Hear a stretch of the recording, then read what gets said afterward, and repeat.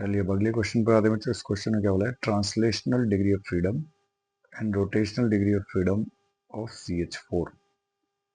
देखिए CH4 जो है क्या है बच्चों, CH4 पॉलीएटॉमिक गैस है।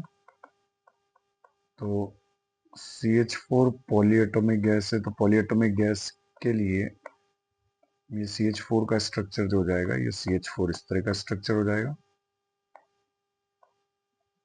तो इस तरह के स्ट्रक्चर के लिए पॉलीएटॉमिक गैस, तो इसकी डिग्री ऑफ फ्रीडम, तो ट्रांसलेटरी डिग्री ऑफ फ्रीडम तो कितनी होगी बच्चों, ट्रांसलेटरी डिग्री ऑफ फ्रीडम तो होगी 3।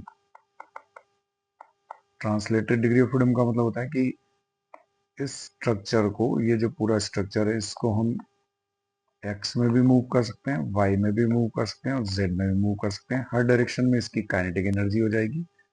तो ट्रांसलेटरी डिग्री ऑफ फ्रीडम तो हो जाएगी 3। इसी तरह से रोटेशनल डिग्री ऑफ फ्रीडम, तो इस पूरे सिस्टम को हम एक्स पर भी रोटेट कर सकते हैं, तो कुछ ना कुछ मोमेंट ऑफ इनर्शिया मिल जाएगा। मोमेंट ऑफ इनर्शिया की वैल्यू मिल जाएगी, मतलब रोटेशनल काइनेटिक एनर्जी भी इसकी होगी। तो एक्स की एक डिग्री ऑफ फ्रीडम हो जाएगी। इसी तरह से वाई पर रोटेट करेंगे तो वाई की भी रोटेशनल डिग्री ऑफ फ्रीडम यहाँ पर होगी। और इसी तरह से जेड एक्सिस पर भी जब इसको रोटेट करेंगे इस सिस्टम को, तो जेड एक्सिस पर भी इसकी डिग्री ऑफ फ्रीडम हो जाएगी। तो रोटेशनल डिग्री ऑफ फ्रीडम भी कितनी हो जाएगी, 3। तो पॉलीएटॉमिक गैस है, पॉलीएटॉमिक गैस की रोटेशनल डिग्री ऑफ फ्रीडम तो इसकी भी हो जाएगी 3।